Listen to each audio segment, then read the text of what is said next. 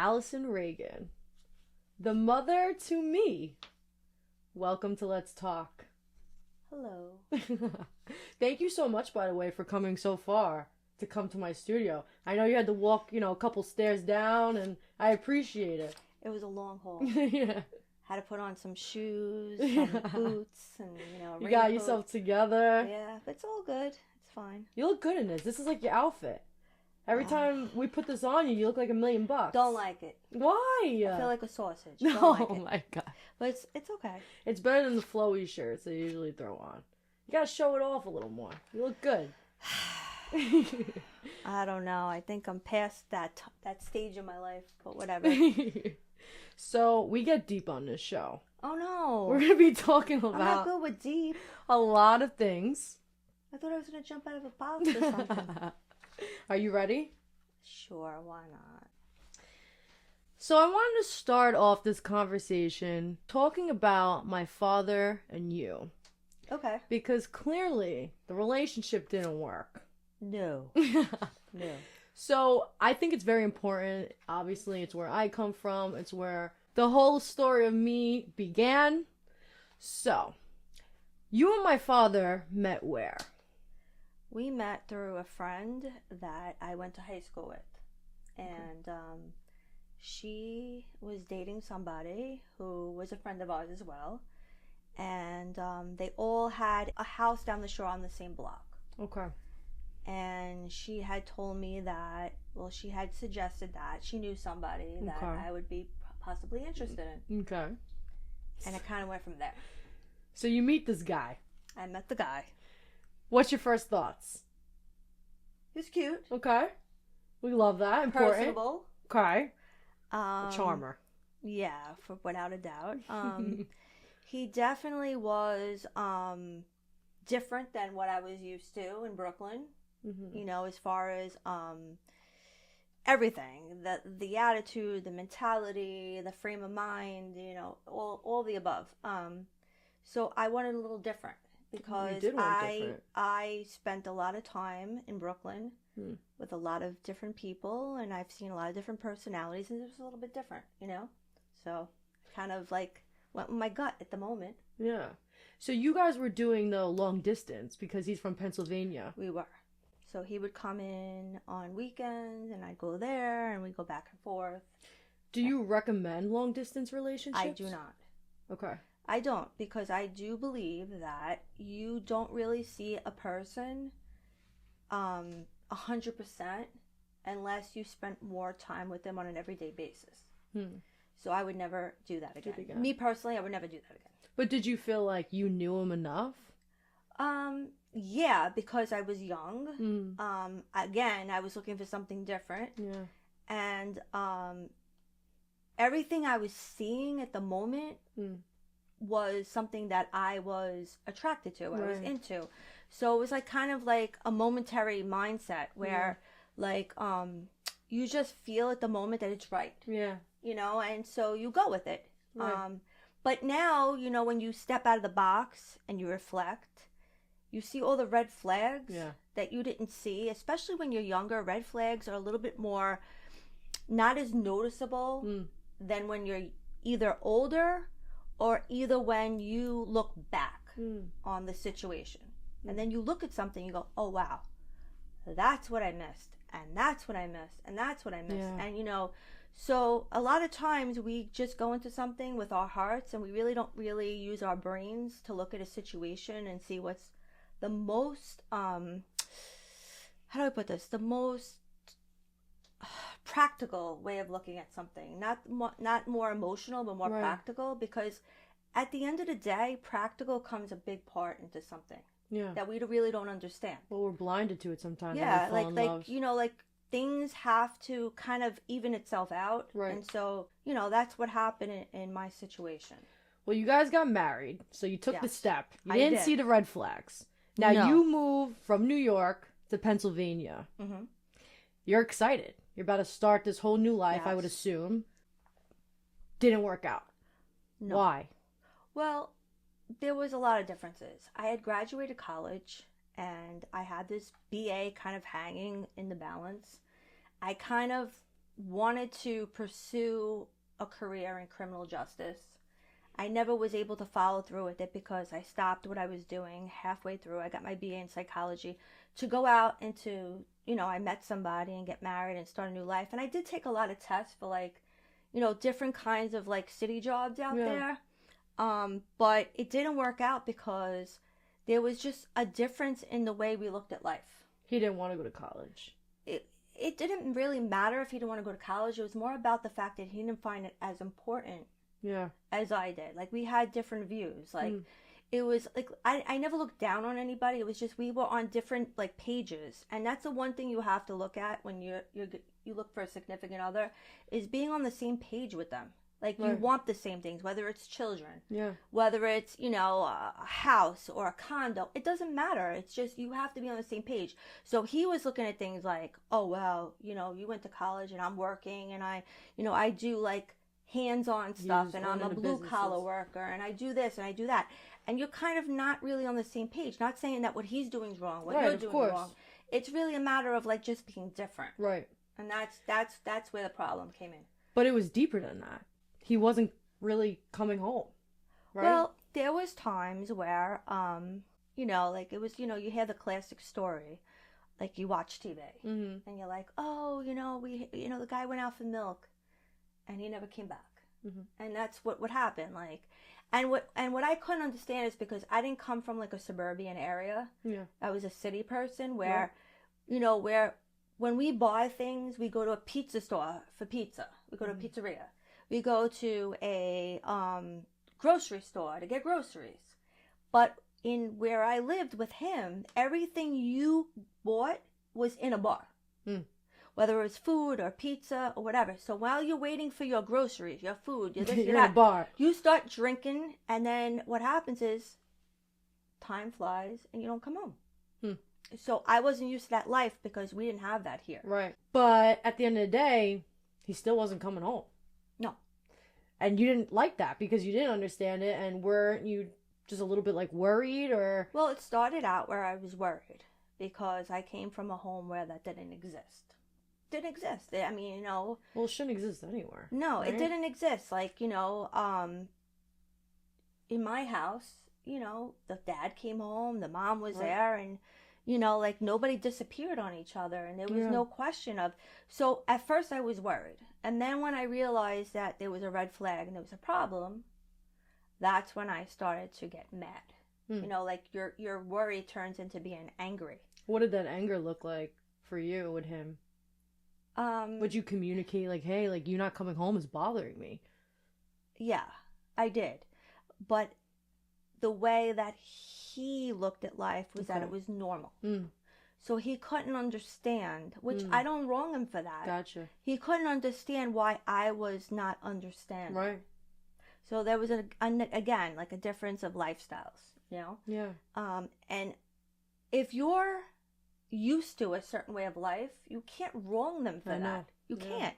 Because that's just the way, that's all they know. That's it. That's just the way it is, So you have to kind of like understand that they don't mean it against you personally. They just don't know better. They just don't know. They don't know any different. Yeah. So, like again, like till this day, I can't be angry because if you don't come from the same background as I do, I can't really like wrong you for that. Right. It's just that I was in a wrong situation for myself. Right. So I'm assuming that before you decided like, hey, this isn't working, I keep telling you this is bothering me, you're not changing it. Despite knowing that this is upsetting me, you had a kid that was what, like 8 months at the time? I left when you were a little over 1 year old. You were born in August, and I left around late September. Well, you said the big word. You left. Yeah. But before you left, there was a couple of warnings. You didn't just pick up and go like, hey, like, if this keeps happening, I'm going to leave. Do you think that he took you serious? He did not. He didn't. No, because, when you're married and it's the first few years of marriage, you kind of like try to work it out because it's not always like a smooth sailing. True. So, you go through the stuff of, okay, I know it's hard, you're adjusting, you're doing this, you're doing that. And a couple of times I kind of drove home to Brooklyn. Okay. So it would kind of like tease the idea. Okay. And then somebody said to me, well, a couple of things happened. The first thing happened was that somebody said to me, when you say something, you should mean it, because then you become a joke. Right. And then another person suggested I go to marriage counseling, and I did. Okay. But I went alone. He wouldn't go? No. And so the psychologist had said to me, what are you doing here? After I told him this whole story that was going on and everything, he looked at me like he said, how old are you? And I told him my age. And he said to me, you're too young for this. You can't change this. You can't fix this. You're from a different world. Yeah. And I went home and I thought about what one person said to me and what he said to me. And I kind of put it together. And I said to myself, well, the next time something happens, I'm gone. Okay. And that's what happened. And I went home. What was like the final, like, I'm done, I'm out of here? The disappearing. Just the overall. Yeah, the disappearing. And just that anger towards him where it's like, I don't like feeling this angry towards somebody. I wasn't even angry anymore. I was just over it. I was just like thinking about like the way I grew up, and I didn't want to. One of two things. I didn't want my life that way, and I didn't want your life that way, because my mother didn't give me that life that way. Yeah. So it's not fair for me to just say, oh, you know what? I'm going to stick it out for 18 years, which obviously we know he did that with somebody else. Right. I'm going to stick it out with 18 years and make somebody miserable and somebody's life upside down, because why? Like I could start from scratch and I could fix this. Yep. I could still fix it, you know? I had time to fix it. So you pack your bags. You guys just moved into this home. No, he had the house already. Okay. So you moved into his house. Okay. Yeah. So you pack your stuff, you take your 8-month-old baby, and you go back to New York. I put anything and everything into that car.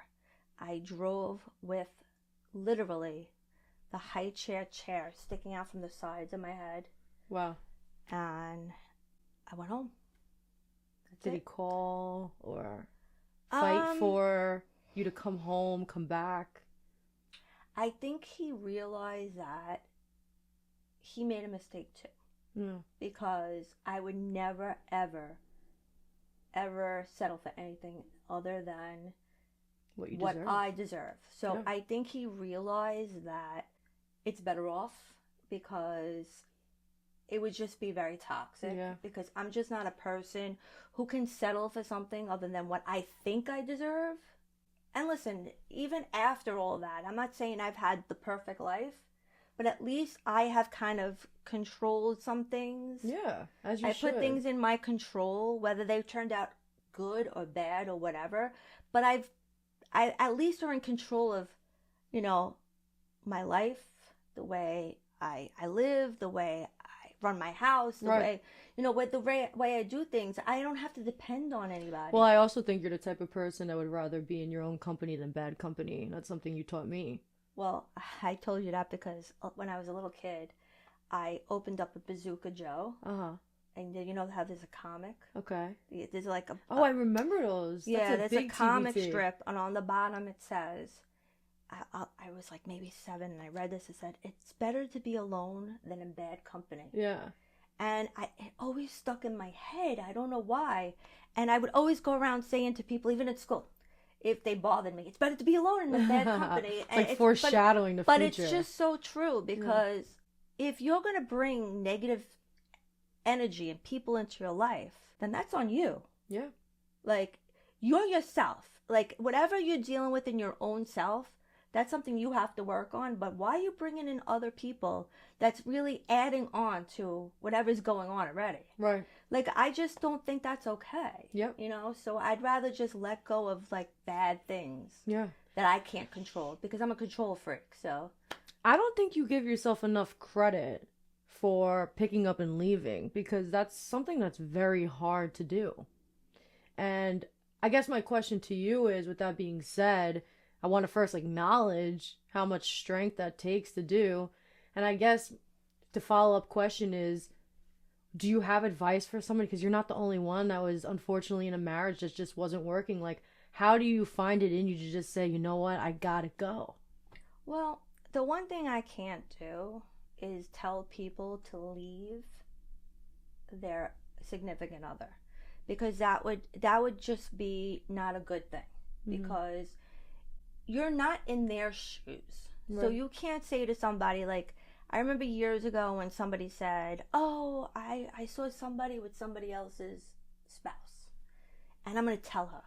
And then always the messenger gets killed. True. You can't get involved with stuff with matters of the heart. Right. The only thing I can say is that think about two things: yourself and your children, if you have children, because they're a part of you and you're a part of yourself. Right.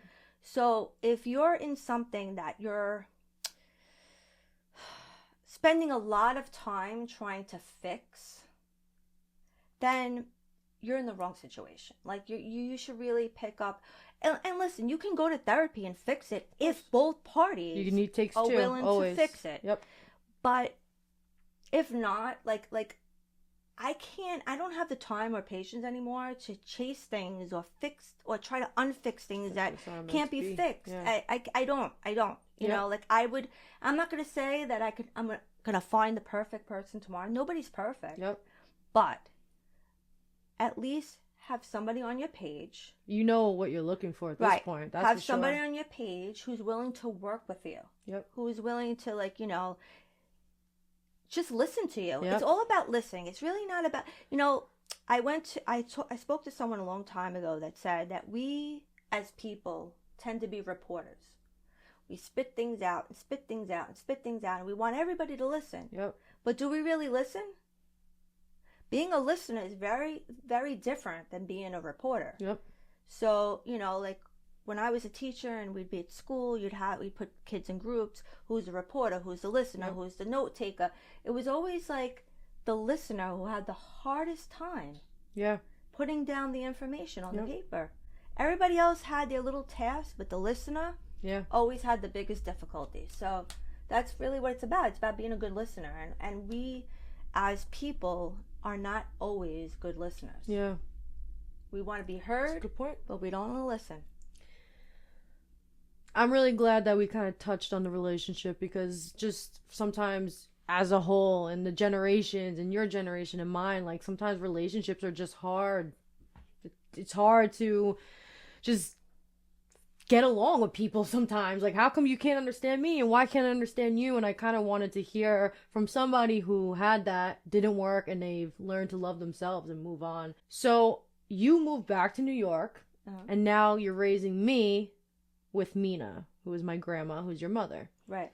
What was that like as an only parent, just raising me, and what kind of child was I?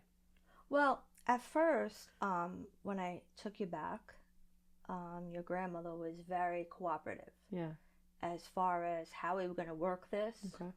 So again, like, she gave me a little time because I was trying to get city jobs in Philly, and so I come back and I already had my BA in psychology, and she said to me, listen, she goes, you know, while you were working your whole life, going to school, and even in high school, you were waitressing. You were doing stuff like, you know, serving. She goes, why don't we do this?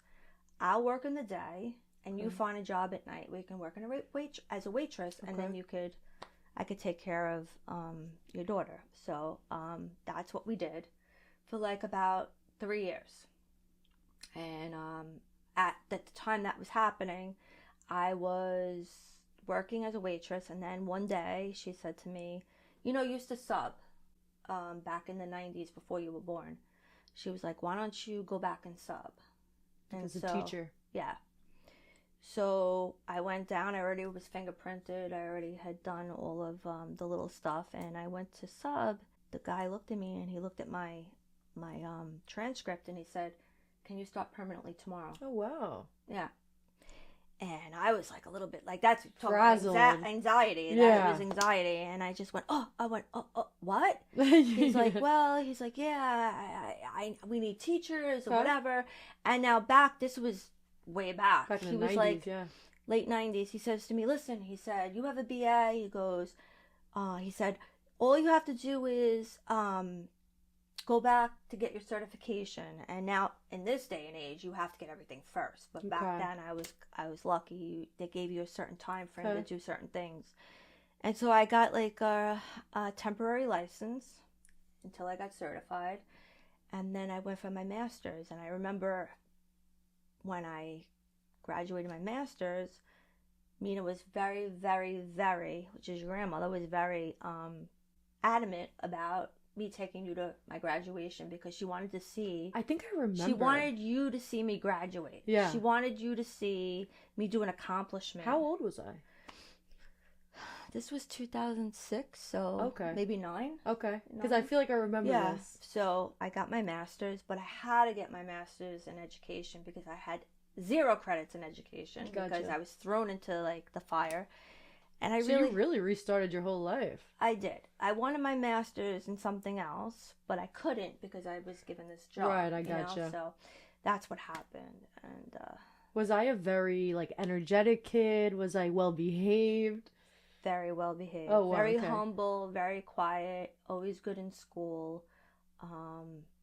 Except when you did the tickets with the graduation thing. Oh yeah. But that's another story. That was in high school. We're talking about baby me. We'll get there. Yeah. No. Bad. That was funny. I was a hustler. Yeah. But you know. All right, let's talk about what happened in high school. Give it to them. They want to know now. Well, before what happened in high school was that you always wanted to sell things. So we would go to the beach club in Breezy Point. Okay. And everybody was in the pool. You say the kids. All the kids. All the kids. Okay. Running around, towels with sand over their heads. You were in front of the bathroom selling candy. Trying to make $1. Hustling. I was saving the money too. Hustling. Like hustling. I remember like all my friends used to be like, come into the pool. I'm like, I got a business to run on my towel. Yeah. And then you went to grammar school. Crying. You went to grammar school and you could get the box of chocolates that were $1. Please don't sell them by the school. She was out selling them everybody outside. I'm like, oh my God, no. And I was a hustler. She was the only one who came home with an empty box. Everybody else brings them to work, the parents, here. Please buy them for my kid. I did what I had to do. Came home with the empty box. And then... Was it then that you were like, oh, this kid might be a business owner of some sort? I was just confused because I'm so different. Right. I was like, like me, like you couldn't catch me sell anything. I'm like, whatever. But how did I hustle you to get me the candy so I could sell it on a towel without your cut? That's the real question. That was our friend Vinny. Vinny he would go to Costco, and then he would say, try to teach you business. Where's my cut? No, I'm not giving you a cut. It was very... I get 100% of the sales. Yeah, so it was... Okay, so we could say that I was a hustler as a kid. I was quiet and shy, but I made money. Do you know what I did with the money? I don't even remember. I just remember you had tons of money, always. Stop. But you were good in school. You were. Yeah. Well, okay, to finish off the money thing, what did I do in high school? So in high school, you went to a performing arts school, and you thought it was kind of boring because you were going to all these other proms, and everybody was having these like wild proms, and you thought your prom was going to be boring.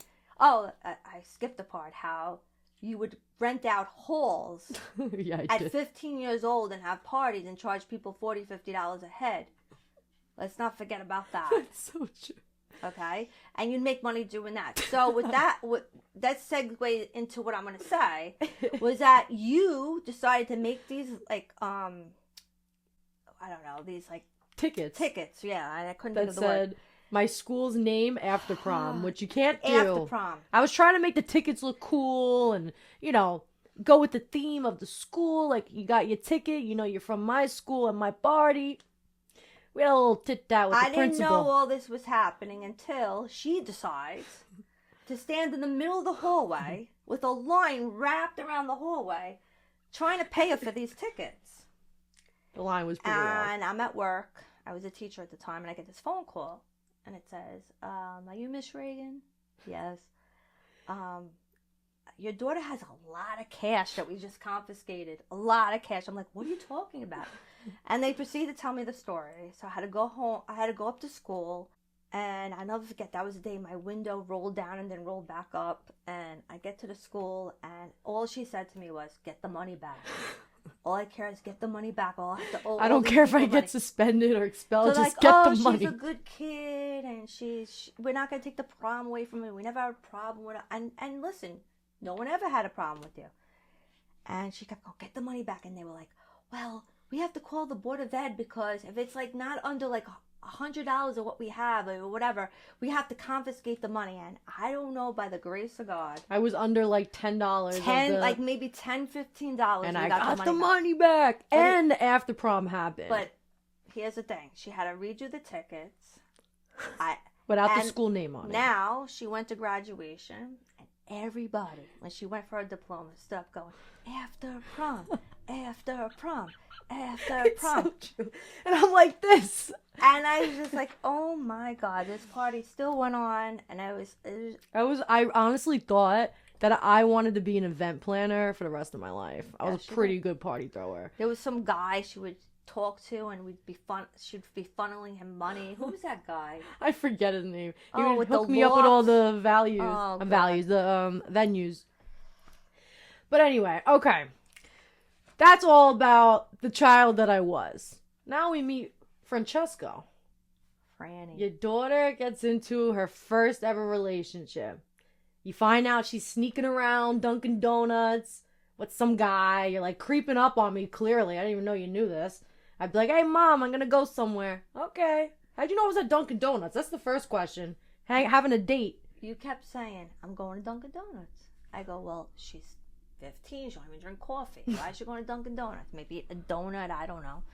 You know, day one, kind of, okay. After day 10, you got to get in your car and see what's going on at Dunkin' Donuts. True. Fair. And so I pulled up, and the both of you were standing outside. And the rest is history. Do you remember your first time meeting Francesco? At the front of the Dunkin' Donuts. Did you guys, like, interact? Yeah, he came over. He introduced himself. Always. He shook my hand. And after that, the guy was at your house every day after school. Every day.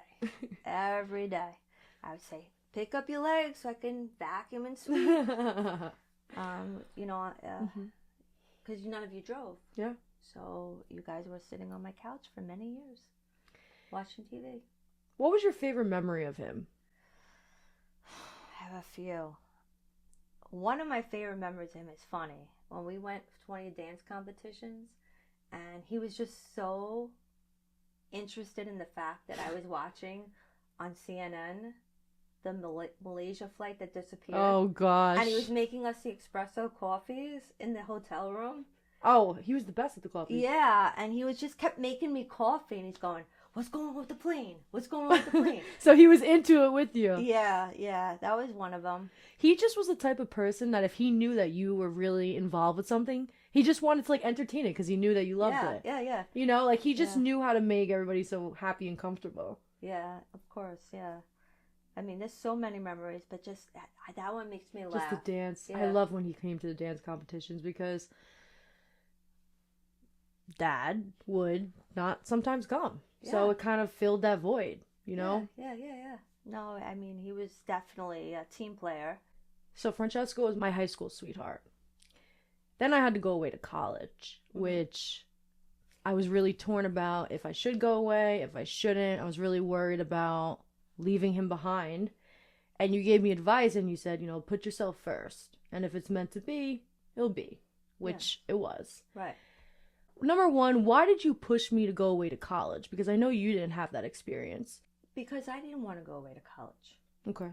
And if I did, I would have hoped that I would have been given that opportunity.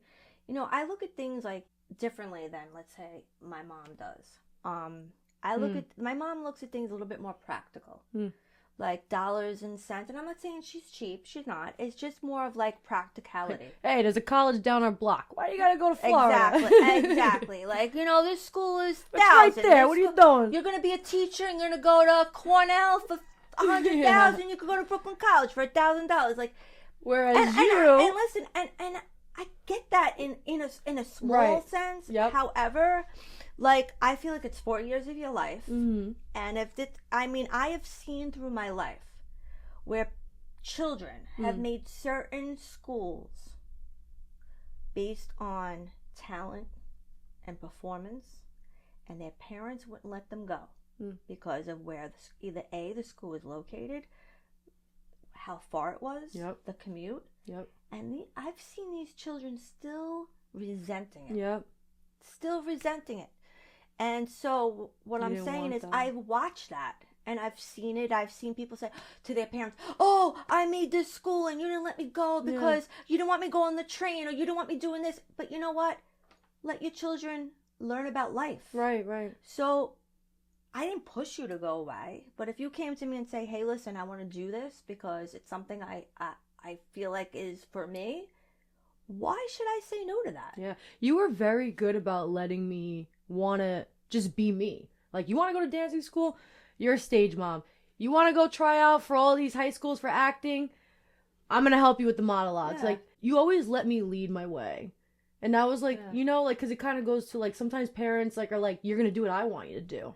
Well, because, you know, it's weird because my mom was a little bit of both. Okay. My mom was pretty much the type, like, she let me lead my way. She wanted me to be independent. But then her practicality came in. So it became like almost like a control thing where it was like, well, you can do all these things. However, you have to do it right in this vicinity. Here's your option. This is your square feet footage. Yeah. Like, so yeah, you can do whatever you want, but you don't have to do it here because you could do it here, but you don't have to do it there. And so it was like, it's a whole song and dance. Yeah, but she meant well. Yeah, of like course. She meant well. She wanted me to pursue whatever I wanted to pursue. But when it came to, like, let's say teaching, she'd be like, you know, teaching's a great job because you have a kid and you got summers off and you got vacations. It's perfect for a woman. But she never stopped to say, well, is this something you really, really want to do? Right. It was more about practicality. Right. Like, this makes the most sense. Right. Not saying that she thought that, like, in her head, it was just a good idea. Of course. But if you look at it, like, I would never say to you, hey, listen, I think you shoot A, B, and C because it makes sense. You do what makes you happy because that should make sense to you. You know, like, it shouldn't make sense to me. It shouldn't even make sense to anybody around you unless it makes sense to you. Because it got to make you happy. Yeah. You know, because people spend too many years, especially in jobs, that don't make them happy. Yep. They do things for practical reasons. And that's what you didn't want from me. Oh, you know, let me throw my kid in a city job because, you know, good benefits and pension, which is fine. I have nothing against that. They're great jobs. But if it don't make you happy, then why are you doing it? Yep. When I was discussing with you college, and obviously you wanted to push me into doing what I wanted to do, did you, just from like an adult standpoint, assume that Francesco and I were not going to make it as a long distance? No. You weren't sure? I didn't really think about it because there was a lot of things involved. Right. I knew you guys were young. Yep. I knew you guys were childhood friends. Yep. And again, it all spirals back to, if this is something you wanted to do, you should do it. Yeah. Regardless. When you're older and you're married and you got kids, of course you got to kind of like do it 50-50. Right. You can't just say, well, I want to do this and forget you. No, right. You can't. But when you're young and you're still finding yourself and you're basically in this like young thing going on, you kind of need a moment to like really figure out who you are and what you want. Because a lot of times people outgrow each other and they, you know, which is fine. And sometimes it doesn't, which is fine. Right. But you're not going to know that unless you kind of spread your wings a little bit, you know? So... Well, I come home from college, and boom, me and Francesco are back together. And not only are we back together, but like I said to his father when he was on the show, I said, we're TikTok stars. You're like, what the hell's going on? You see us two together making all these videos and doing this whole new world. Like, for you guys, phones didn't exist, and the social media thing is very brand new. Like, where are you at with all this? Because I feel like you were a little bit more on board. Like, hey, this is kind of cool. Well, you guys need video ideas? I got you. Like, I'm with this. Well, you know, I got that little creative edge. Yeah. So did you like us doing this? I did. Yeah. I did. I think because Francesco wasn't well, that it gave him purpose. Yeah. I do believe that you were part of his purpose in this short time. And the whole TikTok thing was very interesting because when you were doing all of the other stuff, I just knew there was so much that the world should see. And so when he came on board with this, because, you know, we would laugh, we would watch the videos of him, like how talented he really was, but funny. He was just shy. Yep. You know, he was shy. And then he would just sit there and he would talk to me about ideas. Yep. And you started to watch him with your own eyes find his purpose. Yeah, like he would say to me, "Oh, Allison, why don't we do this?" And we'd sit there and we'd come up with ideas, and you would kind of be like not paying attention to us. And, you know, like, I would say, oh, yeah. And he'd be like, we're going to open up a hype house and this and that and whatever. Yes, I remember that. Yeah, and, like, oh, we're going to do this and we're going to have all these creators come in. And, like, I was all about, like, backing it up. Yep. Well, you were his sidekick. Yeah. These two ganged up on me all the time. Whenever we had fights, I'm going to tell your mother. Boo-hoo. What are you two going to do? They would gang up on me. Because God. 90% of the time... You were wrong. That's so inaccurate. Okay, 89% of the time you're always wrong. And there's many reasons why, and I'm not going to get into them. There is a thing called denial that people go through when they don't really see how the other person is trying to kind of stay on your page. Mm-hmm.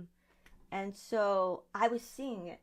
I was seeing a lot of things happening that you weren't. Right. So, for instance... Like he was trying to keep up? So, for instance, like if you would say, well, we have to make a video before the light goes down.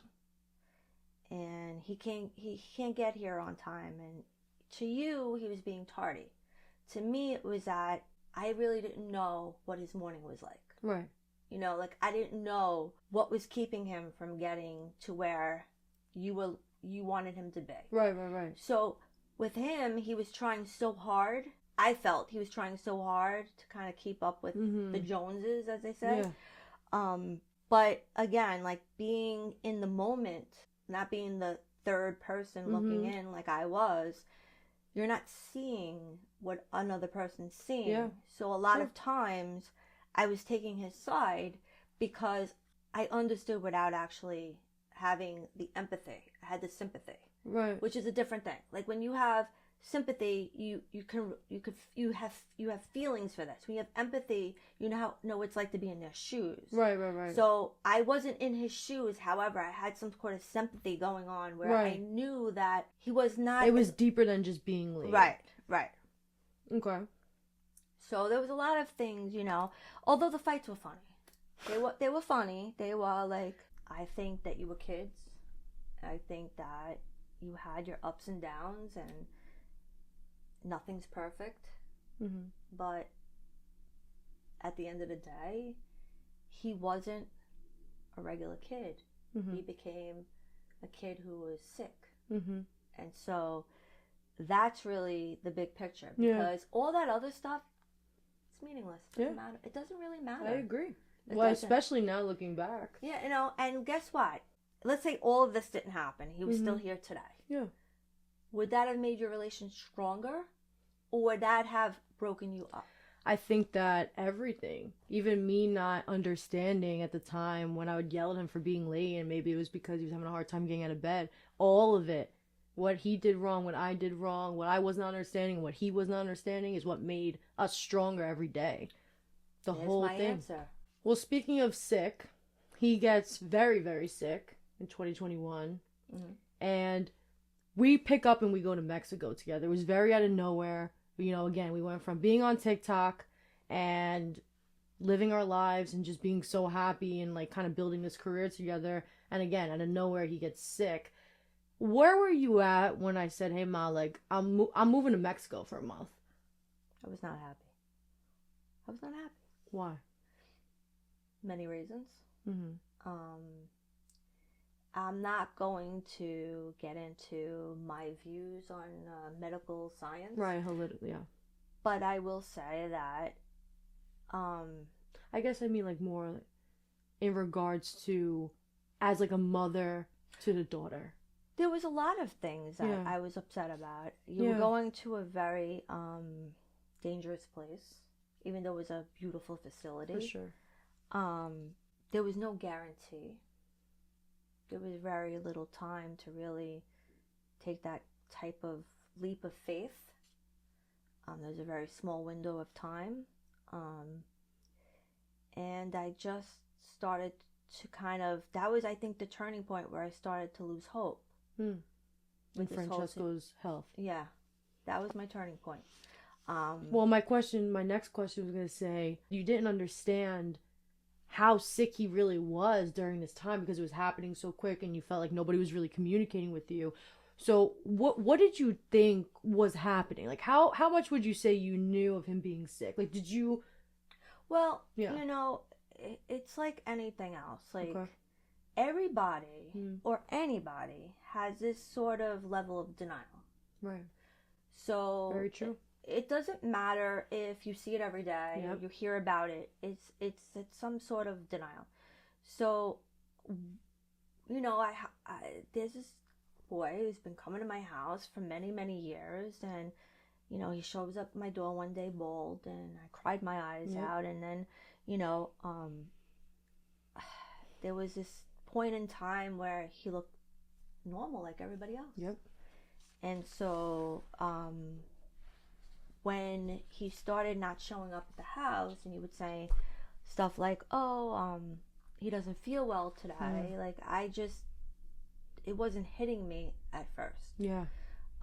You would see, though, because I remember you'd say, like, hey, Caitlin, like, you're never home.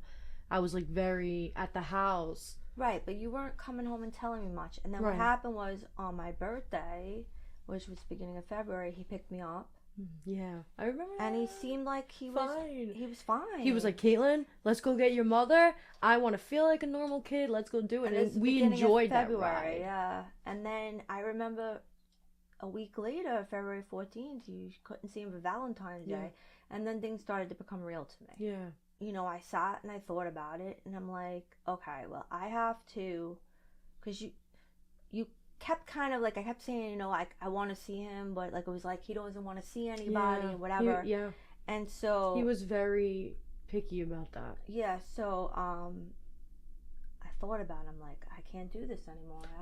I have to see him. Well, I was just going to go to our next point, because finally I said, Ma, like, come to the hospital. Well, I actually was driving you there to drop you off, and I looked at you and I said, I think I should go up. And I said, I'll park the car. And that was like a week before he passed. Like the Wednesday before he passed. I think when you came up, that was where like everything was like, oh, I really understand now. You know, there's two types of I always say there's two types of deaths. There's called sudden death, and there's called like slow process death. Mm-hmm. Sudden death is like where somebody dies in a car accident, and you don't have a moment of denial. Correct. You don't have that time to like kind of like gather your thoughts. And then there's this process of death where you have these stages where like you're in denial, you're angry, you know, and then at one point you have to accept it.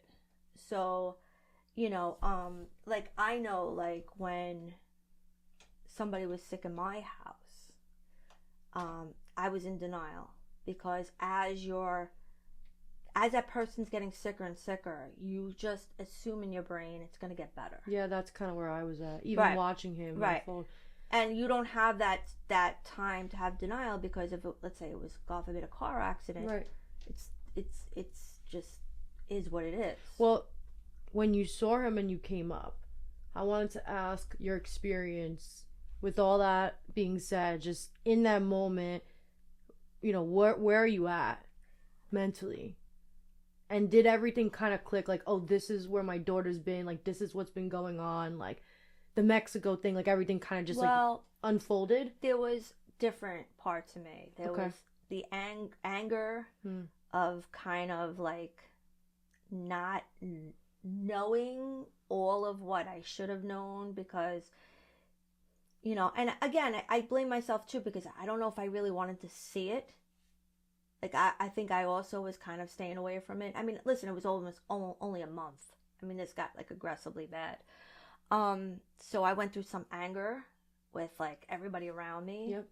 And then I went through like an acceptance. I went straight to acceptance. Like, I didn't have the chance to have the denial. Right, the in between. Yeah. Yeah, so I was like, wow.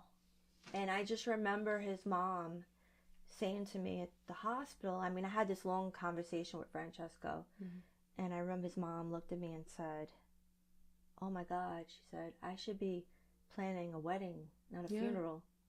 And it just hit me. Like, I was like, does she realize what she just said? Like, is it really? Is she here? Is she just, again, reporting and not right? You know? And I just walked away, and I walked to the car, and I was like, wow. I was like, this is bad. This is real bad. I was like, I don't think they realize how bad this is. Do you think I realized? No, because you know why? You guys were with him every day. Yeah, true. You know, it's like, okay, so for instance, you go on a diet, right? And you lose 30 pounds. If someone who hasn't seen you forever in 2 months sees you, they're going to notice it. Oh my goodness. Right. But if I see you every day, you don't realize. Yeah, that's a good point. I don't really realize it. You know what I mean? The way that somebody who hasn't seen you in a while. So I was walking into this 4 weeks later. Remember, he came for my birthday to pick me up, which was the beginning of February. This is now second week of March, maybe? Yeah. And I'm like, oh my goodness, what happened in 5 weeks? Well, I think the reason why I also wasn't entirely communicating is because, like you said, I was kind of not really...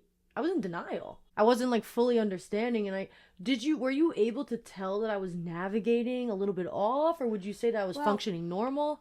You were functioning normal because you were really not in tune to what was happening. And I remember you asking me, do I think he's going to die? And I couldn't answer that question because I'm not God, for one, and there could be miracles. And I don't like giving people false hope. Like, so I said to you, listen, I didn't say, no, I don't think he's going to die. I said, I don't know. I don't know. Did you?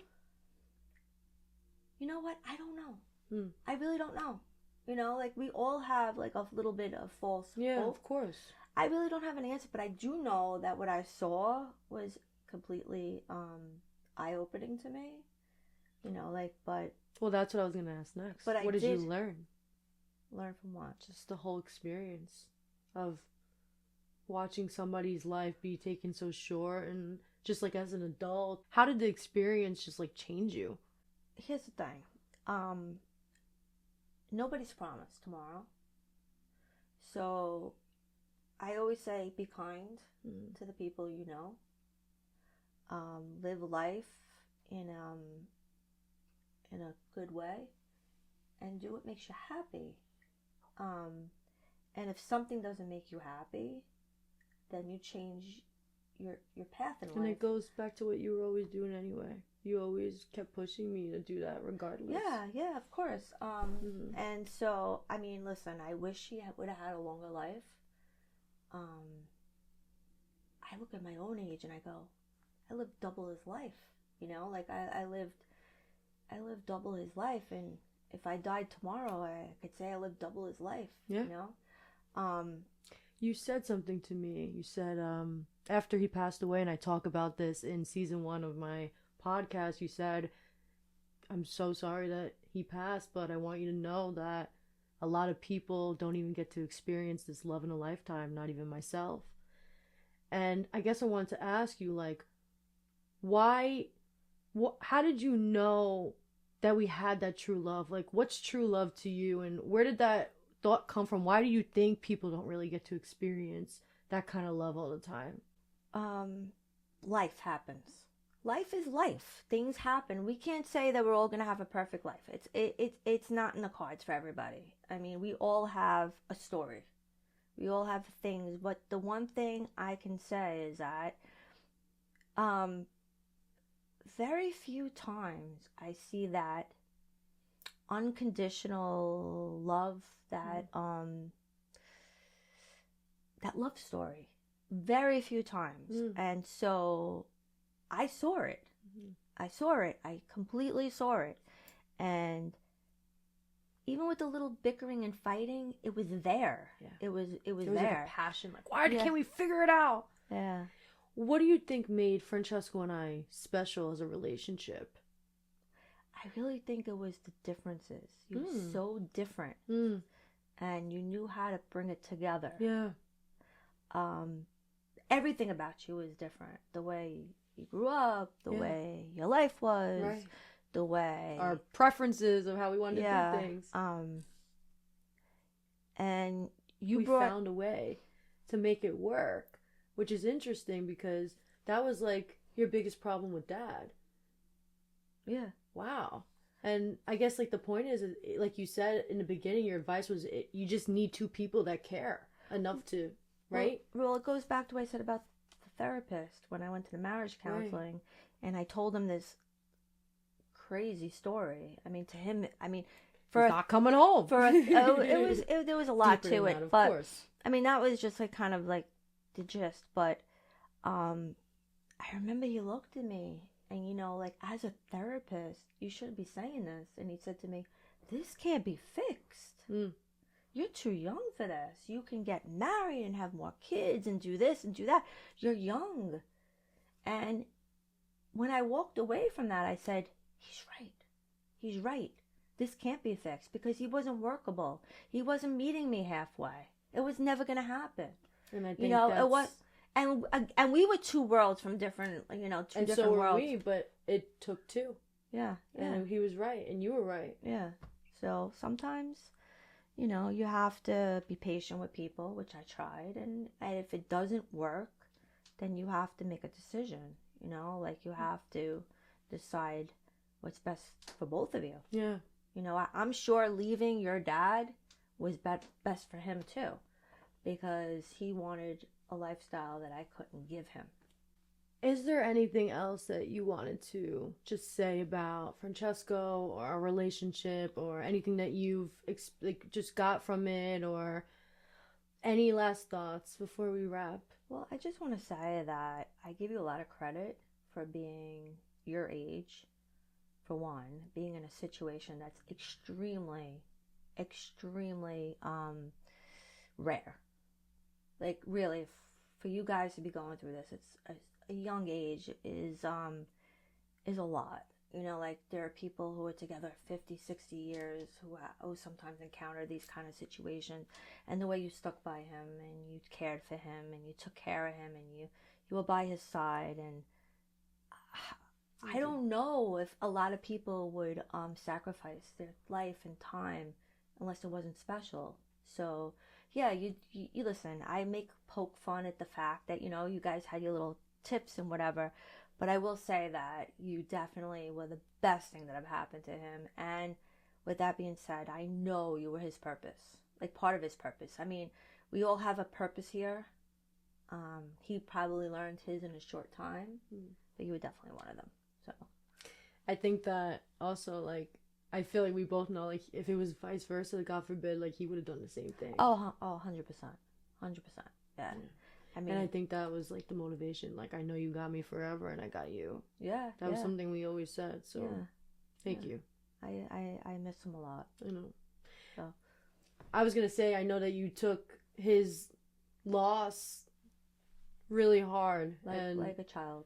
And he comes and visits you in dreams. And all the time. You get to see him, because none of us do. We're just not as special, I guess. But you guys had something really special. Yeah. Because you understood him better than I think any of us. Me, even his mom, were like, why are you being so lazy? And he's like, I can't move. And then you'd come to you and be like, I get it, Francesco. It's okay. Yeah. Yeah. And he loved that. So thank you for giving him that. I hope somewhere he's here. He's lurking. I hope. I just want him to know that. What do you want him to know? It meant a lot to me. Yeah. The son of that. Anything else? I love that. What I want him to know. What I want him to know. I loved him like a son. Did a lot of special things for me. He made you happy. That's it. and I wish he was here. Yeah. That's it. I'm done. Well, thank you so much for sharing your perspective. I came out of the. I know you drove far to get here. Like I came said out of the in basement beginning. where you locked me up. I don't know. No one seems to know I exist, and now they do. There you go. We're so happy to have you here. Thank you. All I right. love you. Ciao for now.